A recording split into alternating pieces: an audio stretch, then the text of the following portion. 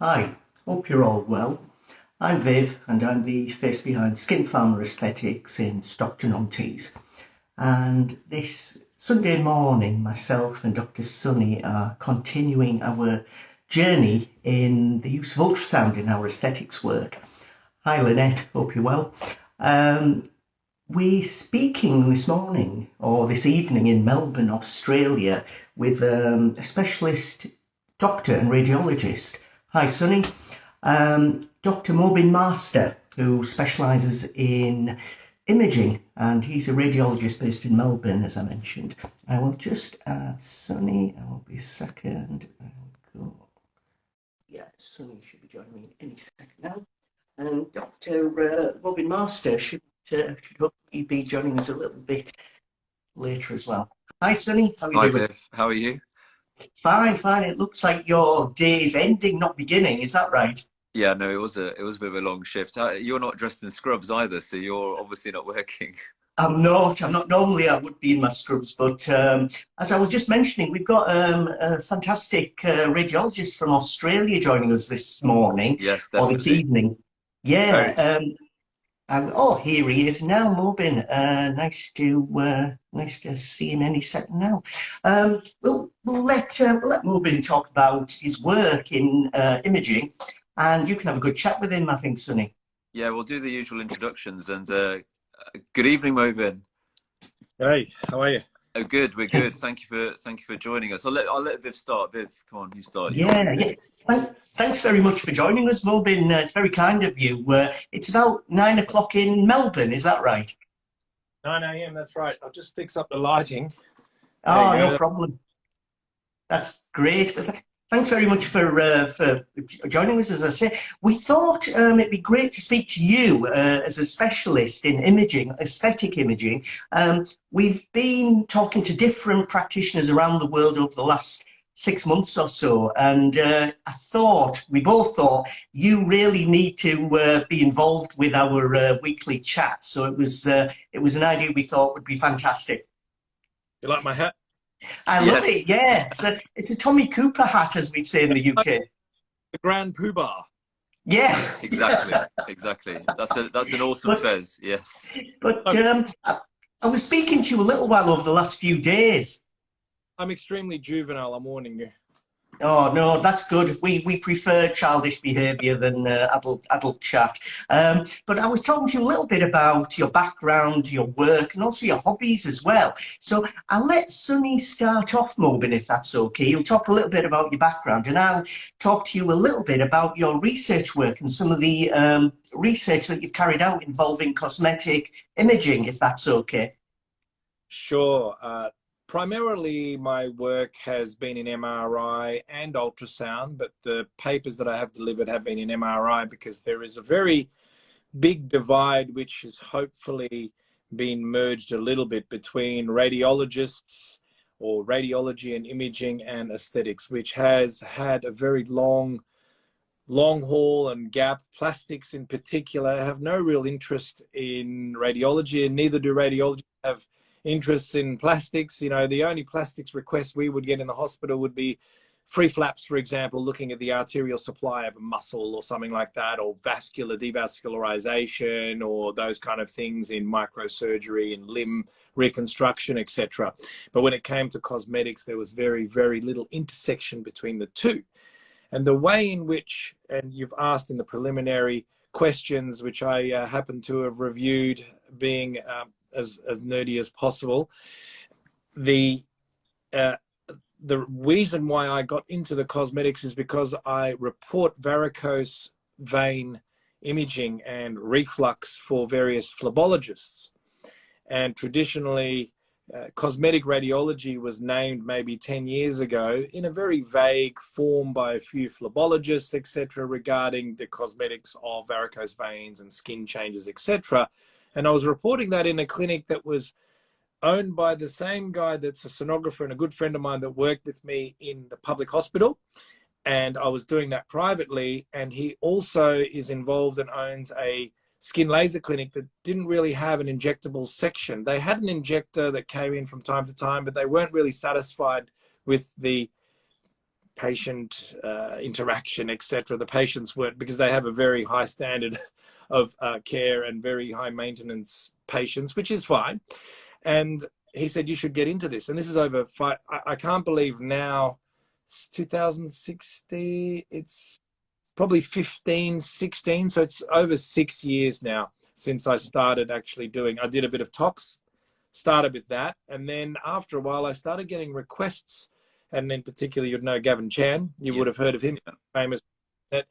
He sent me the first real imaging request of ultrasound guided dissolve, which was the post-septal publication that I delivered. And I had, over a period of a year or two, another 2 post-septal cases confirmed on MR, and I dissolved under ultrasound guidance under the globe. And one of them, the first one, unfortunately went to surgery because she wasn't fully satisfied. But the second 2 avoided actual surgery, which was a great result. So the origin is really from varicose veins, and I started doing injecting, and then I started getting requests from others, hey, can you look at this under ultrasound because you've got that skill already? So and then I started merging more and more, and next thing you know it, overfilled faces and requests going, is this swelling or is this filler? Is this filler? Is this fat? And a lot of the time it was filler. Majority of the time, oh, this is 3 years old. Could it be filler?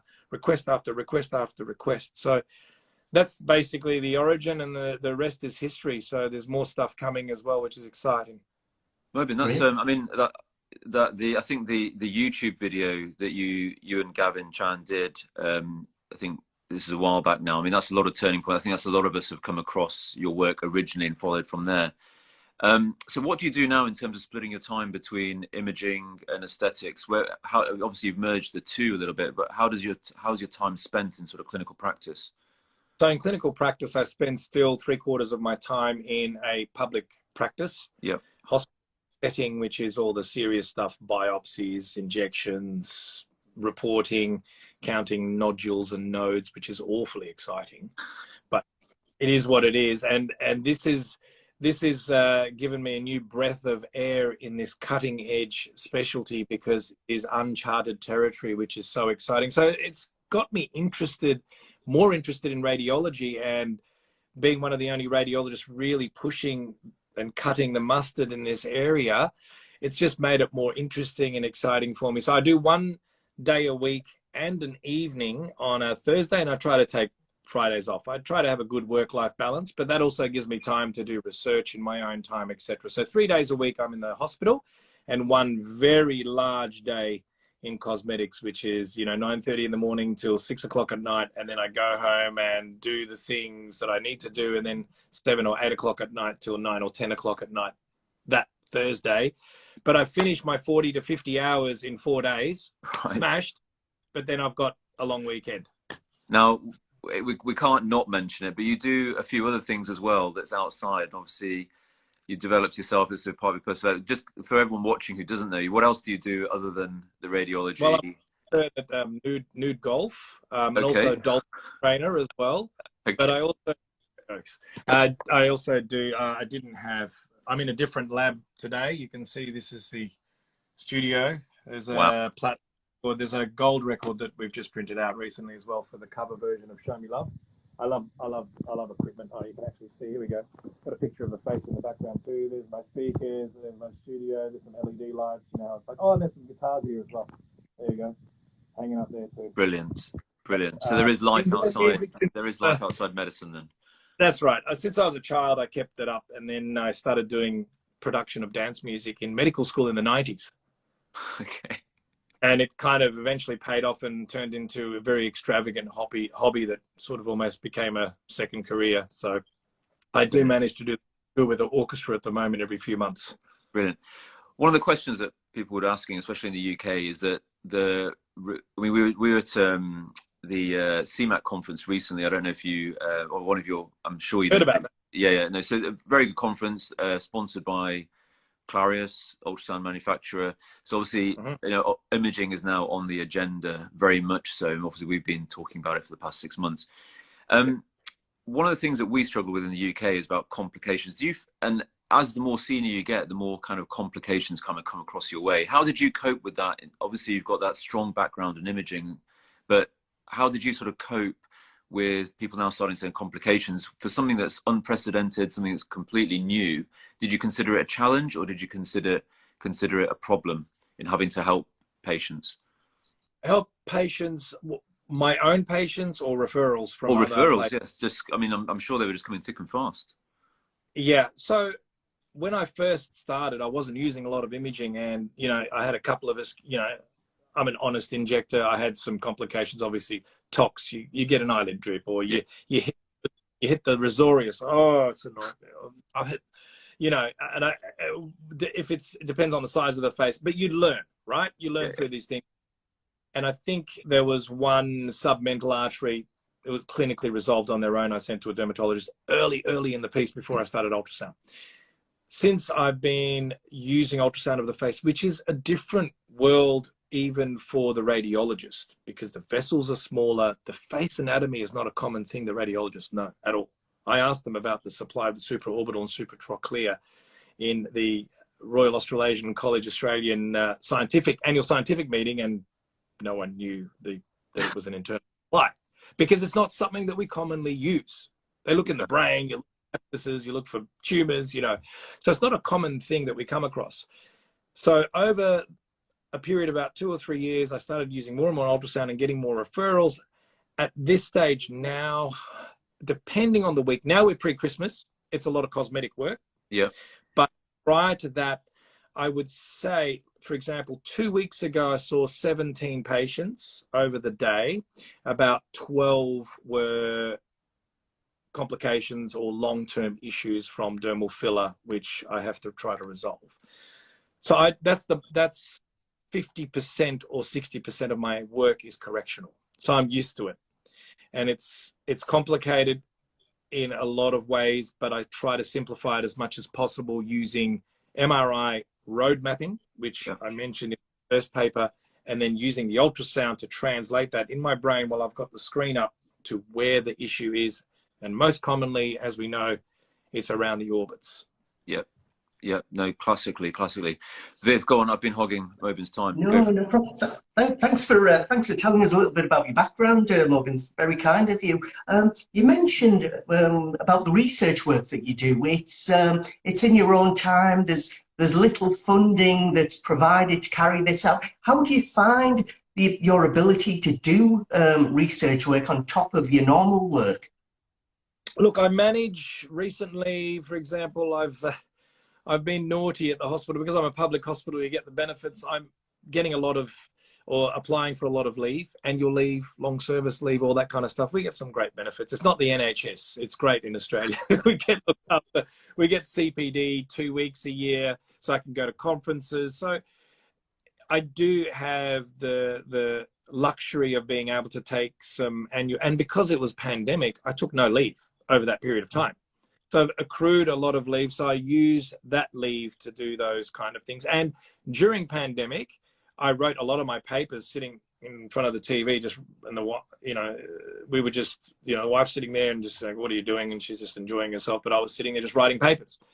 And we still scan people. We were still allowed to scan people. In terms of funding, I funded my latest paper. The previous papers, the patients do pay for a service because they've got a problem. So there's no ethics issues. MRI also has no harm because generally you're not giving contrast. And if you give contrast, it's for the purposes of diagnosis. So those papers were written for the purposes of a diagnosis. There was no ethics issues. And I think the patients pay a fee, which is very minimal for an MRI and what they get out of it. The latest paper, I did a prospective and a retrospective trial. I've got 33 patients, which is very exciting. And it's the largest clinical trial on longevity on MRI. And the results, I won't give it away, but woo, yeah. Look forward to it. The inclusion criteria has not had filler for 2 years. And yeah, I can't wait. We're now writing up. My brother's a radiologist too, so he double read some of the scans. 8 of them were a bit off, so we might have to go back to those, but the others were very, very close in terms of how much filler has remained, longevity-wise, residual filler. So it's got 2 radiologists, double-blinded, as well as a trainee or registrar who's doing a bit of work for me as well. He's very, very good, and he's interested in becoming a radiologist or aesthetician or both. You know, you don't know. So it'd be interesting to see the results of your work, Mobin, over the next year or so. Yeah, I don't think, hopefully no one's actually beat me to it, but I think in terms of MR, I don't think, maybe there's an ultrasound paper with longevity, but I think the MR paper is going to be great, and it's going to be tabled nicely, as much product as we can sort of consider and mention. No, I can tell you, at least to begin with, there's no real standouts. I think the reality is, when it comes to pharmaceuticals, it's how long the product has been in the market, right? Oh, our product is better. You've only been around for 2 years, so sorry. Will your controversially, will your paper be naming brands, or will it be just HF? Yeah, absolutely. Not standout brands in terms of numbers, etc., but which contributed to the paper and which products were used. One of our biggest issues, and you probably have the same problem in the UK, if not probably potentially worse, is because of we've got a bit more restrictions than you have in the UK, is the history taking and the information from the patients. How many dissolves, how many previous injections, what volume, what location, what depth. You don't, and if there was any need for clarification, I did pick up the phone and try to get some history from the actual clinicians as much as possible. And the patients don't know either. Now in Australia, we legally have to give the lot number sticker. Yeah. The lot number sticker, and it says 1 point whatever mil, and give it to the patient. Yeah. Yeah. Amazing. Certainly we'll be looking forward to the results of your work over the next year or so, Mobin. Thanks very much. I thought we'd go through a couple of the research papers that you've written over the last few years. The first one that you mentioned was the post-septal hyaluronic acid filler issue using guided ultrasound. Can you tell us a little bit about this research that you carried out? Sure. Well, I might take the liberty in turning my camera around and showing the patient here. Right. So this patient who was directly post-filler treatment, she had a few cycles of dissolve and then re-injection. And she's given me full consent, so she doesn't mind. She's cool about it. She had 12 months of post-dissolve because she wasn't happy with the result. This is directly post. It was all puffy under that right eye. Then 12 months post, you can see that. And she ended up getting an MR, which happens to be the private radiology firm that I also work for. I might just turn off that little light in the background there. Radiologists like the dark. Because we can see. Hold on a second. If you give me 1 second, it's this light here. We're all about lighting. And that's another tip for anyone who's a budding ultrasound, who's got interest in ultrasound. You have to have the room dark. Otherwise, you're not going to see. You have reflection. If you've got natural light, you get reflection in your screen. You're not going to be able to see properly. So, and it's hard for us because we're used to looking at the patient, aren't we? Yes. So it makes it tricky. You do need to be in the dark. So this patient anyway had the MR. This bright stuff here, as you can see, look at all that bright stuff, right? Now that's in the SOOF, deep layer. That's infraorbital fat. That's the SOOF. Now this is a bit higher. Now, I think it was a cannula injection, but with a lateral cannula injection or a lateral approach, potentially you are above the orbicularis retaining ligament because the ORL is slightly lower on the lateral orbital rim. So if you're above it, you can end up in the eyelid or, see that? So if you're injecting higher up, you can see that this is not supposed to be there. I'll go back. I'll scroll through. Hold on. So I'm looking at that blob there. That blob there. It's gone over the top of the ORL and into the post-septal space. There it is there. Right? And that is just SOOF filler, which would have been perfectly fine. But because theoretically you can see all that filler from lateral to medial, it's come over the top of the ORL inadvertently and ended up under the actual globe. So that's what happened with that case. And this is the demonstration of, this is the anatomy here. You can see it's in the post-septal location. There's your orbital septum, but I think the lateral approach was the cause.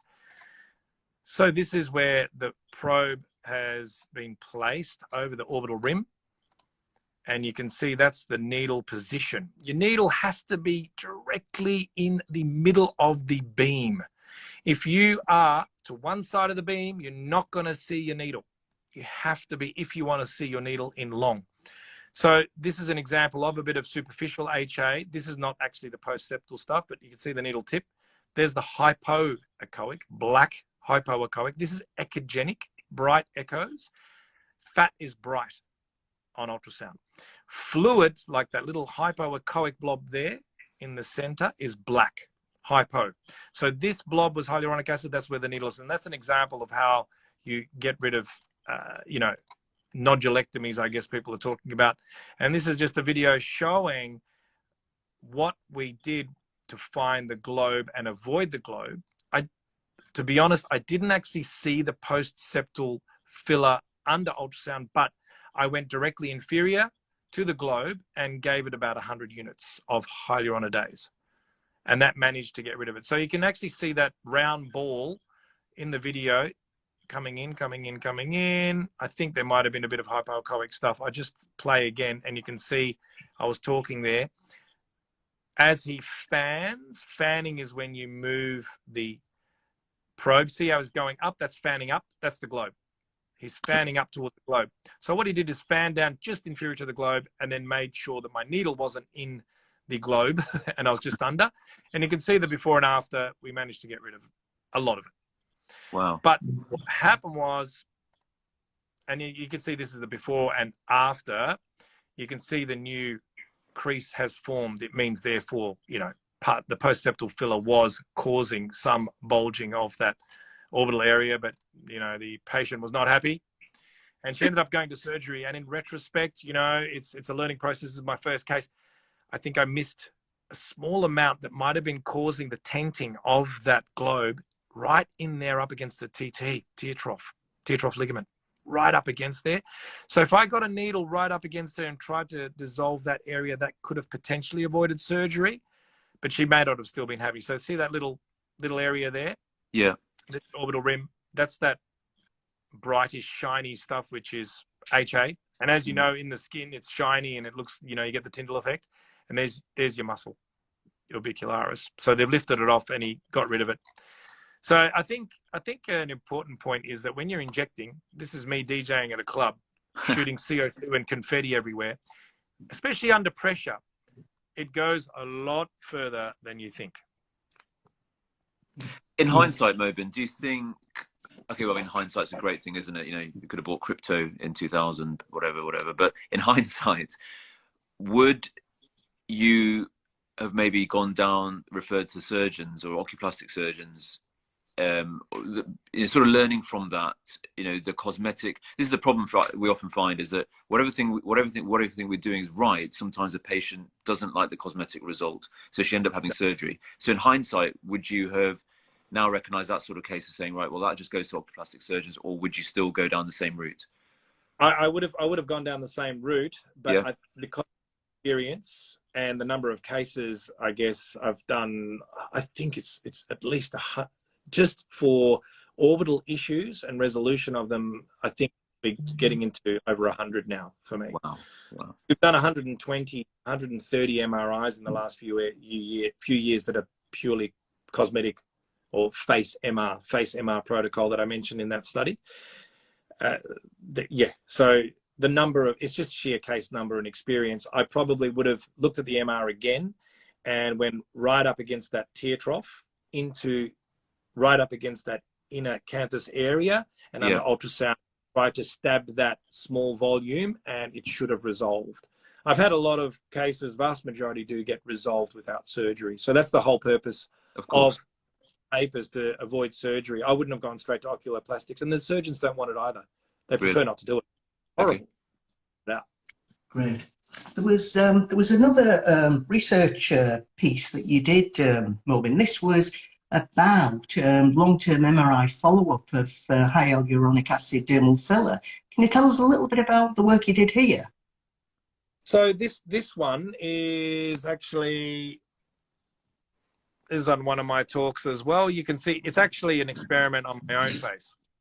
So I had a total of 4 mil in one session of Rutland Define, and I had superficial fans in the lateral temporal, superficial fat compartment, the fans up here and here to really just give it a bit of a lift. It's like the liquid facelift. I don't know, you probably would have, I don't know whether you use that terminology. And then a whole bunch of filler in the chin. And what happened was we followed it up over 18 months, and you can see the fans are here. There's your vessel. That's probably the superficial temporal vein over there. There's your fans, right? Now, what happened over 18 months, you can see they're degraded. It's still there, but it kind of looks blurry, and they've merged together. And look at, she also did in the lateral temporal superficial fat compartment, in the same compartment, but over the jawline, you see these 3 fans? They've kind of merged into a sheet as well, but it's still there. And if you have a look here, over this period of time, day 3, 18 months, you can see this is the actual injection you're looking at. I've got filler from a year before still sitting in the SOOF, but let's ignore that because I didn't scan it straight away. So I can't really talk about that because we didn't have a baseline. But this stuff here, over the zygoma and laterally, a little bit more dotty, still there after 33 months. So this is proving longevity, but interestingly, look at the chin clinically before, after looks great. My chin looks rubbish after that. I hadn't changed my weight either.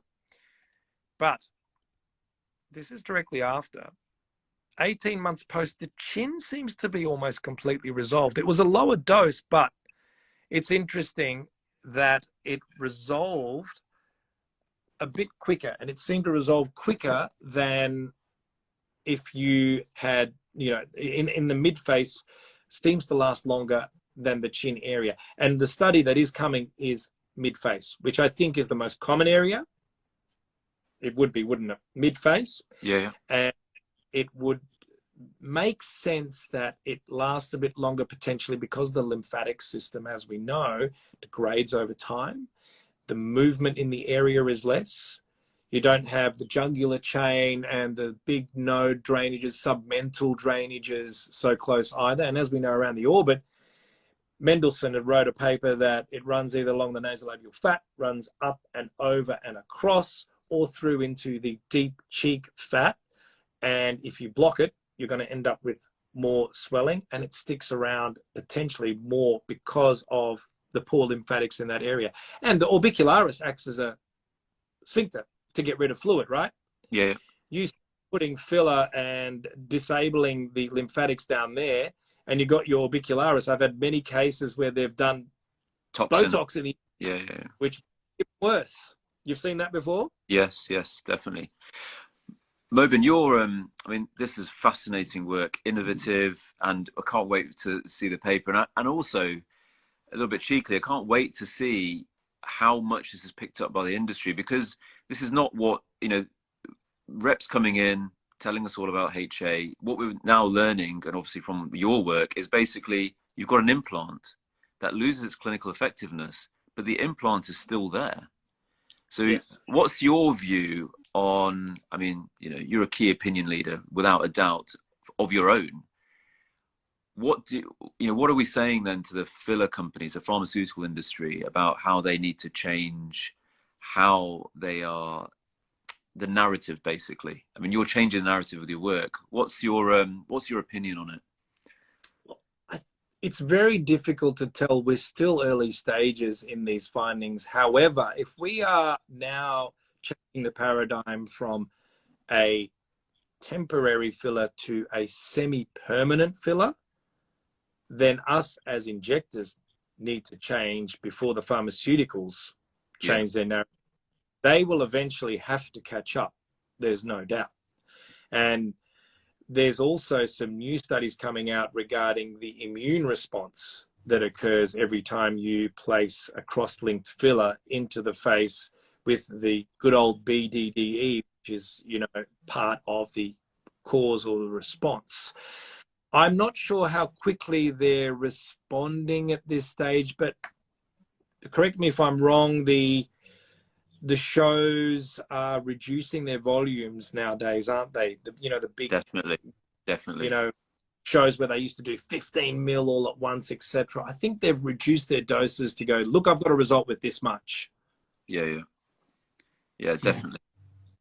But they need to, what can we, I mean, what can we're pretty powerless pharmaceutical companies, aren't we? Yes.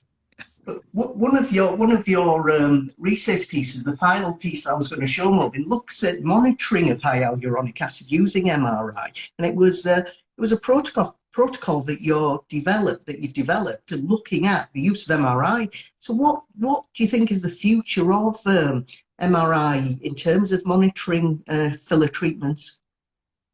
Look, I think MRI is very useful for old filler. So this protocol is quite simple. It'll be very difficult to institute in the NHS, I think, because it's a public system. It's more of a private kind of issue. The NHS could include it and then create an out-of-pocket charge, but I know how it works. It's very similar to Medicare. It's just too hard basket for them. I tried the public hospital. I tried these guys, those guys, everywhere in public, no interest. So I went straight to the private company that I've worked for and did some locums for, and they supported me 150% in this protocol. And we've done, as I've said, over 100 cases or more at least in the last few years with a comfort now with this protocol. And it takes only 15 minutes and limited sequences are only needed. So there's a T1 sequence, which is your anatomy, right? There's a T1 sequence, which is, T1 is basically shows the anatomy, the muscles, etc. So you know where you are. And then the other one is the T2, which is the one that you commonly see in my papers, all the bright white stuff, So this is, for example, this is T1 and T2 on this case of superficial filler demonstrated here. That's your T2, and we saturate fat. So fat is black and T2 is bright. And that's actually the eyelids in this patient. So that was an interesting case, and she was actually on a YouTube video as well, and very frustrated, and worked, I think, with oculoplastic surgeons who said it couldn't have been filler causing this. And she had a small amount of highlights done clinically by Gavin Chan, 150 units just superficially, and look at her result. And they said there's no way there's filler because it was, I think, here we go, where is it? No filler for 2 years. So there you go.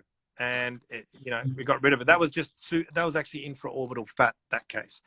This is a ripper case of T2 fat sat. Again, just the fat sat sequence. This sequence does the whole face in about 3.5 to 4 minutes, 4 to 5 minutes maximum. It takes a bit more time because fat saturation requires a bit more acquisition. And then I did an ultrasound afterwards because that looks like, see that's eyelid. There's your globe. That's an eyelid. Bright stuff. It shouldn't be bright unless she's crying. Anyway, there's the filler under ultrasound. There's your palpable portion of your orbicularis. There's your skin. So that's beautifully demonstrated. I stuck a needle and dissolved it. I can't show her clinical photos because she hasn't given consent for that. So got to do the right thing. Thanks a lot, Mobin. Covered a lot of information in a short space of time there, so I've got to thank you for that. Myself and Sunny, we started this series of lives really just for other practitioners to understand our own journey in using ultrasound. And we've spoken to lots of specialists like yourself, looking at other areas, including imaging, using MRI. For any practitioners watching this evening who may be saying, well, all this imaging business, it's all fine, but I don't need it in my work. I don't have the problems you seem to think are an issue. What would you say to them? What based on your advice, based on your experience, what words of wisdom would you give them, Mobin?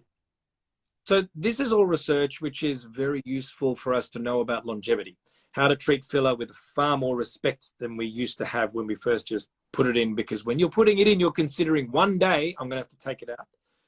Consent, of course. This research also tells us that in my consent form, I put the filler can last for up to 10 to 15 years. Oh, I put that in my consent form now because it can.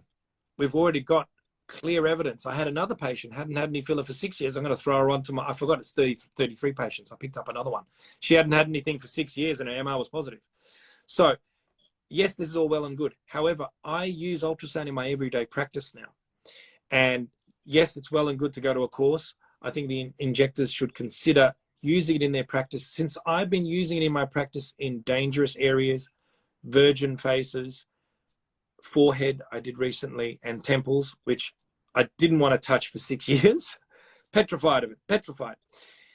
I'm starting to do it with some confidence, but live, so I know exactly where I am. And I tell you what, when you're sticking a cannula right next to the FSTA and people are trending the superficial plane, blindly, I would never, ever recommend it, because recently we had a whole bunch of superficial temporal artery occlusions and even some alopecia, etc., that needed to be dissolved under ultrasound.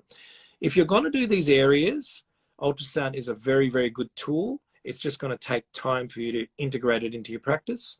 Get a good quality machine, go to a course, but practice on yourself. Yep. Find your arteries, find your filler, because a lot of practitioners will have filler in their face. They can find their own filler, right? Look around for it, see where you can find it, see where it's gone. Inject patients. If you do blindly, that's fine. Get an ultrasound on it straight afterwards. Add an extra 15 minutes on your cases and scan them straight after, before and after. It's fantastic. Look for the arteries beforehand if you can, and pre-map. If it's a high-risk area, for example, I would look at this is high risk, and also the forehead, for example. You need to do that from under ultrasound from the outset and live under ultrasound. Pre-mapping is useful if you are looking for anomalies. So you know where the infraorbital artery is. We know where the facial artery is. Yeah. Area that you want to inject. So if you're injecting the medial fat, deep fat, I'm going to go medial deep fat. I'm going to use ultra deep. I'm going to use, any of those products. Just have a scan of that area. Make sure it's avascular, or there's no bizarre vessel, which I've seen before, where there was a communication across from the infraorbital, came out superficially and went across and communicated with the transverse facial. And that person had an ischemia. So she had to get it dissolved, and then we ended up injecting with a cannula and deep, and avoiding going straight through with a needle, because that's how she ended up with the ischemia. So map the area and make sure it's avascular. If it isn't avascular and you're going to be dancing with a vessel, then if you just need to increase volume and it doesn't have to be that precise, then do it live under ultrasound. If it's avascular, put the probe down and then inject in the avascular area. And you'll find that your bruising, your swelling, your phone calls, they all seem to, I'm really knocking wood right now. I don't want to jinx myself, but it's been a game changer, truly, for complications for me. Amazing. I don't think there's a better person we could speak to about this whole issue of fillers and complications and longevity problems, based on the fact that fillers are present for a lot longer than people believe. So we'd like to thank you for all the chat that you've given us this evening, Mobin. I just wondered if there was any questions at all, Sunny. Was there any questions that popped up? No, a little bit quiet our end because it's the morning. Yeah. But a lot of people watching, which is really good. But no, I think if it's anything like me, I've just been awed by Mobin's work, and also what you've just explained. We couldn't have said it any better. So thank you, Mobin. Appreciate it. And if you look, if they're, I'm happy to take any emails from practitioners, etc., even on cases. So I'm not insured for international cases. I get a lot of questions from patients, etc., directly, but practitioner to practitioner, I'm always happy to help. You've got my WhatsApp now. If there's an issue, I'm more than happy to help. I can even do a live video call if you've got an ischemia and you've got an ultrasound machine and I'm available. I'm happy to guide you through it. If you even can get a sonographer and mark out the area. We did a case that was a VO and it was done remotely, and she resolved because we got a sonographer in that I knew in South Australia in another state, and she had a look, found where the vessel actually was occluded, which was all the way the hairline, which wasn't flooded.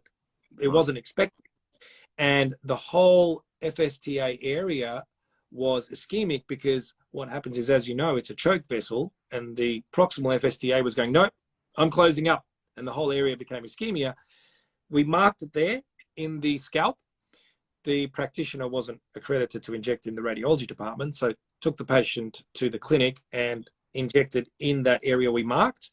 And within 24, 48 hours, it started resolving. And then because she presented after 4 days, it took about 4 to 5 days to improve. I usually put them on aspirin and hot packs as well. No vasodilators, that's gone. Yeah. But I'm happy, you know, to try to help out practitioner to practitioner. And if you want to see more on what I do or contact, I've got a contact form on my website, aestheticradiology.com.au. That's amazing. Amazing. Got to thank you a lot for that, Mobin. That's pretty much it. We've been talking for about 40 minutes now, so thank you very much for taking part in this evening's live with us. Sunny and I will be back next week, next Thursday. We haven't got a guest currently for next week, so we'll probably end up just having a chat about different aspects of our work. But hopefully we'll perhaps do another live with you later on next year, just to see how things have changed in terms of your work and your research, Mobin, if that's all right. Absolutely, we can. And if, look, I might be able to help you with a guest next week if you like. There's plenty of awesome experts in Australia that I could throw at you.